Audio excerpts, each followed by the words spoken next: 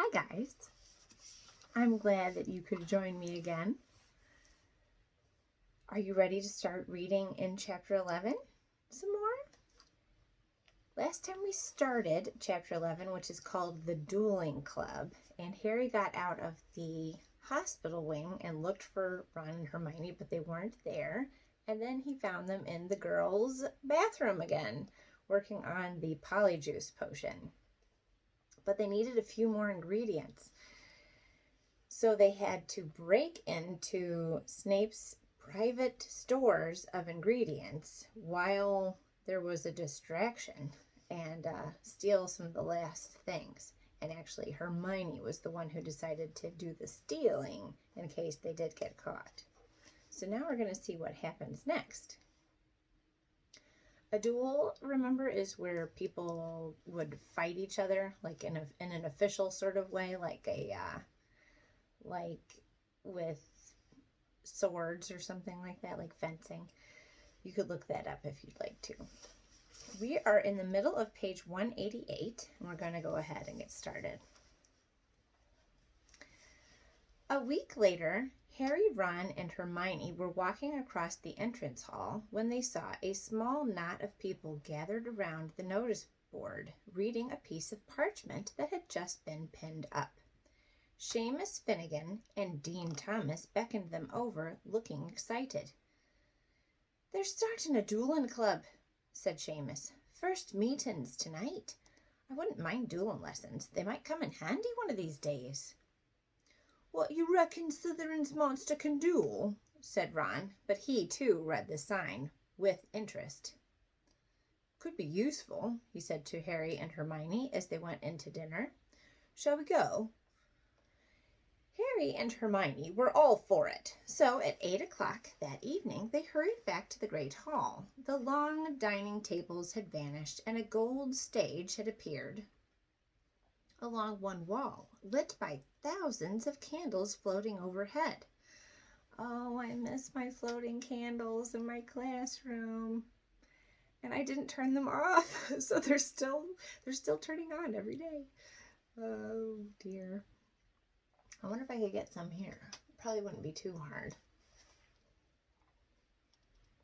The ceiling was velvety black once more, and most of the school seemed to be packed beneath it, all carrying their wands and looking excited.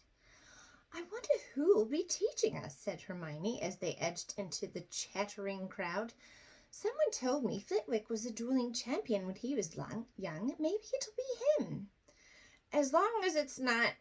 "Oh," Harry began, but he ended in a groan.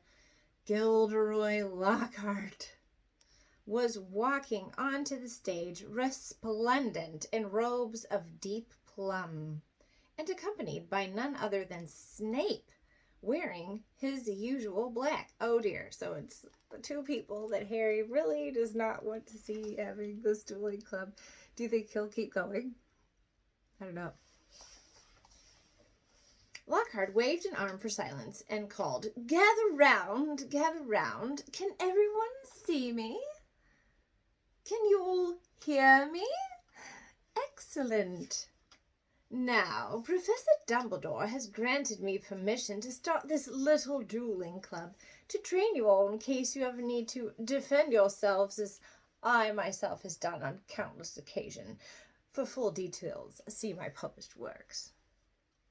Let me introduce my assistant, Professor Snape," said Lockhart, flashing a wide smile. "He tells me he knows a tiny little bit about dueling himself and has sportingly agreed to help me with a short demonstration before we begin. Now, I don't want any of you youngsters to worry. You'll still have your potions master when I'm through with him. Never fear."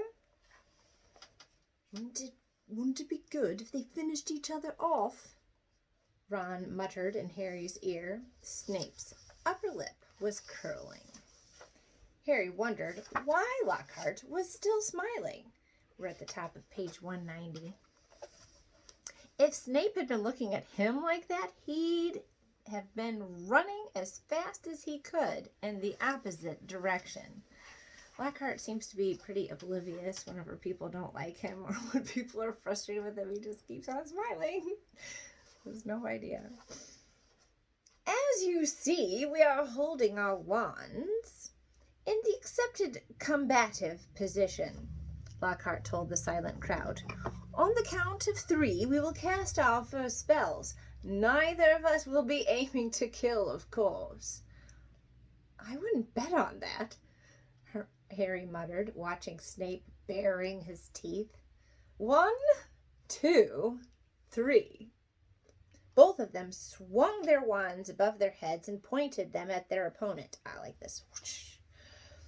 Snape cried, Expelliarmus! There was a dazzling flash of scarlet light, and Lockhart was blasted off his feet. He flew backward off the stage, smashed into the wall, and slid down it to sprawl on the floor. Malfoy and some of the other Slytherins cheered. Hermione was dancing on tiptoes. Do you think he's all right? She squealed through her fingers. Who cares? Said Harry and Ron together. Lockhart was getting unsteadily to his feet. His hat had fallen off, and his wavy hair was standing on end. That means his hat had fallen off, and his hair was sticking all up in all directions. Well, there you have it, he said, tottering back onto the platform. That was a disarming charm. As you see, I've lost my wand. Ah, thank you, Miss Brown. Yes, an excellent idea to show them that, Professor Snape, but if you don't mind my saying so, it was very obvious what you were about to do. If I had wanted to stop you, it would have been only too easy. However, I felt it would have been instructive to let them see. So he's going on about how, I meant to do that, I could have stopped you if I wanted to. Do you think that Lockhart really could have stopped Snape? I don't think so. I think he was totally caught off guard and just being ridiculous. Snape was looking murderous. That means that he was looking at him like, I'm gonna kill you. Possibly Lockhart had noticed because he said, enough demonstrating. I'm going to come amongst you now and put you all into pairs.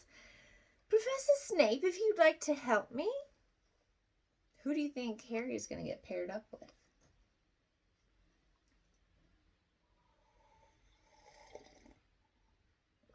Don't worry, it's just tea. I'm not having any weird potions or anything. I got this for Christmas in Florida. Isn't it cool? It's a cauldron. And a lot of the time when you buy stuff, it says like, do not microwave, for decorative use only. But this one is an actual teacup that really works. Hooray! Alrighty. I wonder who Harry is going to get partnered up with. They moved through the crowd, matching up partners. Lockhart teamed Neville with Justin Finch-Fletchley, but Snape reached Harry and Ron first. Time to split up the dream team, I think, he sneered. Weasley, you can partner Finnegan. Potter, Harry moved automatically toward Hermione. I don't think so, said Snape, smiling coldly. Mr. Malfoy, come over here. Let's see what you make of the famous Potter.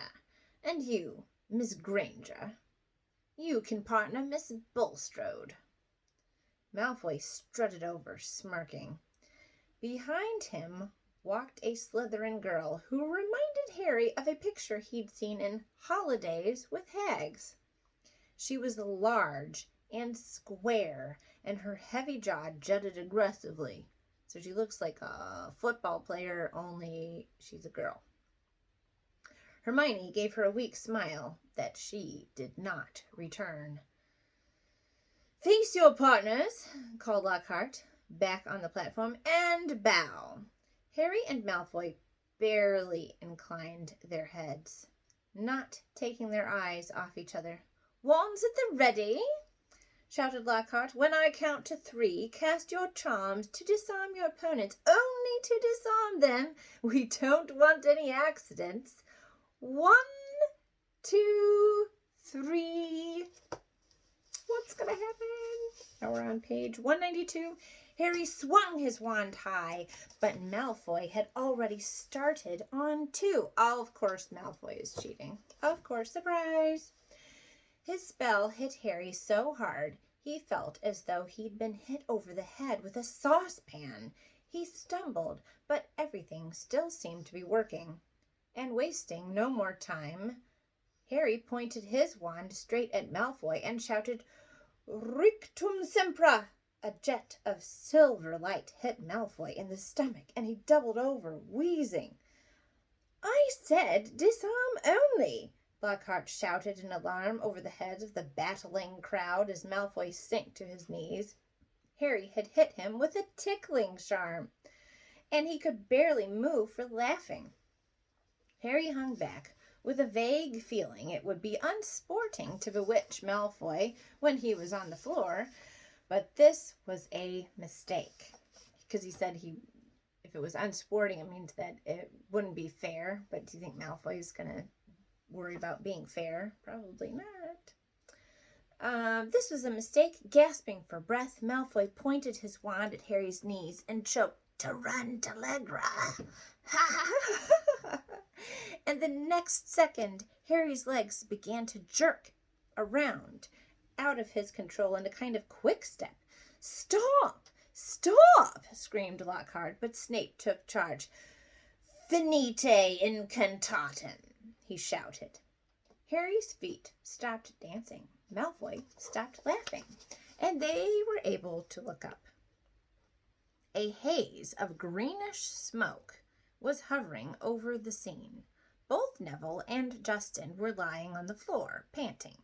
Ron was holding up an ashen-faced Seamus, apologizing for whatever his broken wand had done. Because remember, his wand broke.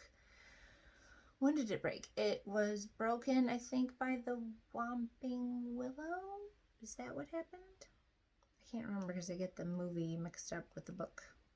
You guys will have to remind me how it broke, or I'll look it up and we'll figure it out. I think it broke whenever they were crash landed.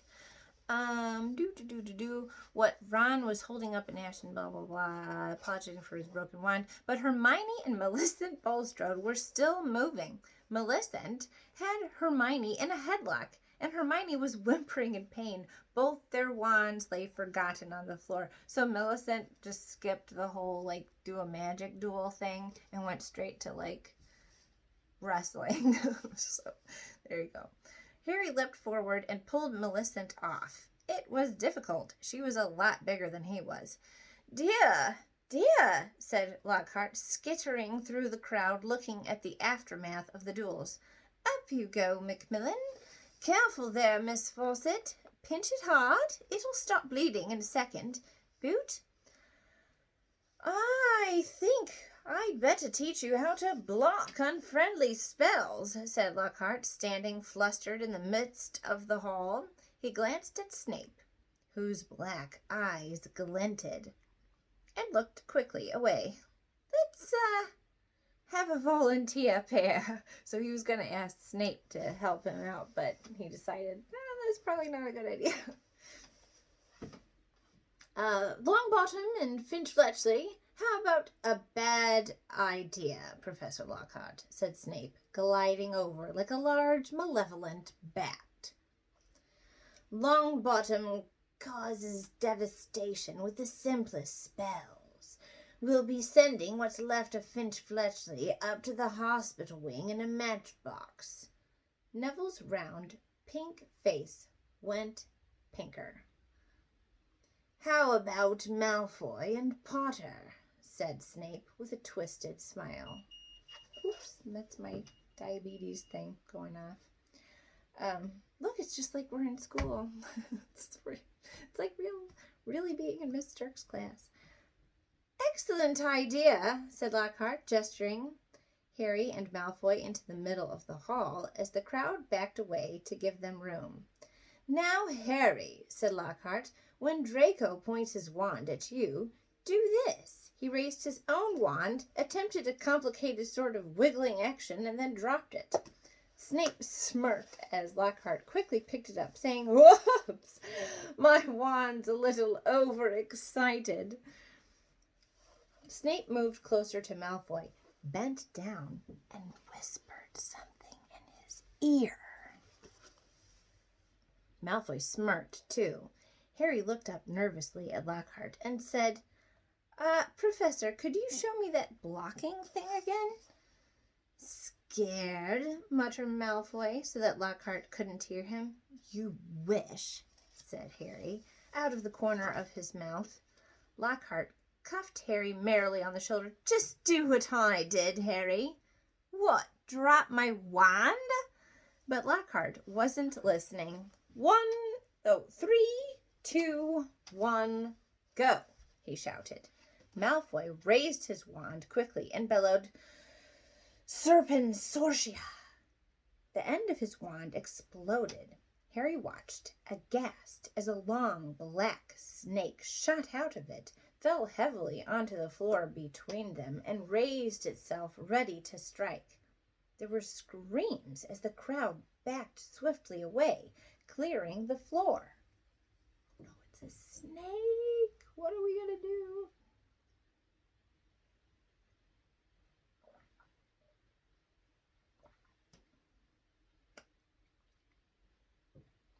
Don't move, Potter, said Snape lazily, clearly enjoying the sight of Harry's standing motionless, eye to eye with the angry snake.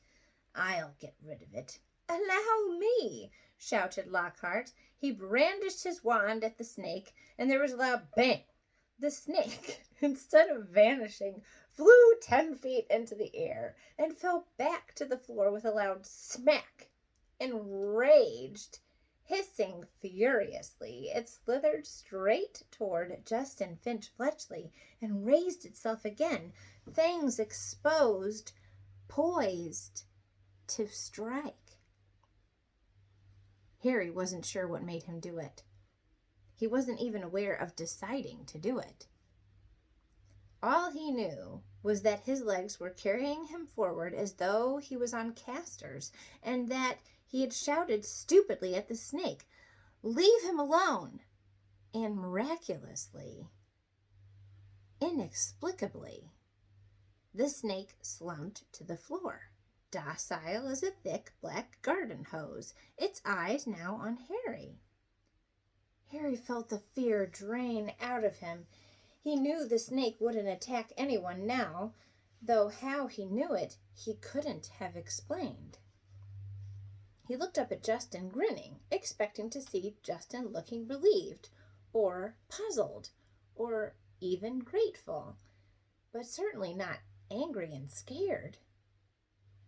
"What do you think you're playing at?" he shouted, and before Harry could say anything, Justin had turned and stormed out of the hall.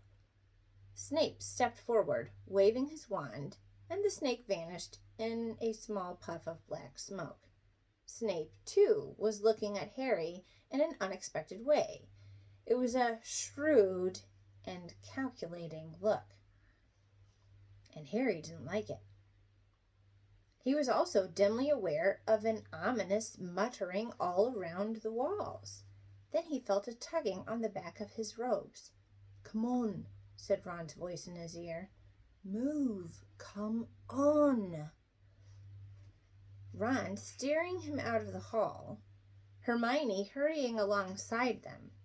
As they went through the doors, the people on either side drew away as though they were frightened of catching something.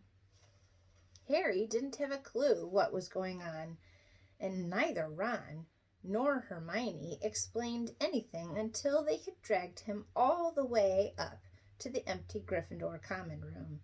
Then Ron pushed Harry into an armchair and said, "You're a Parselmouth. Why didn't you tell us?" "I'm a what?" said Harry. "A Parselmouth," said Ron. "You can talk to snakes." "I know," said Harry. "I mean, That's only the second time I've ever done it. I accidentally set a boa constrictor on my cousin Dudley at the zoo once. Long story, but it was telling me it had never seen Brazil, and I sort of set it free without meaning to. That was before I knew that I was a wizard.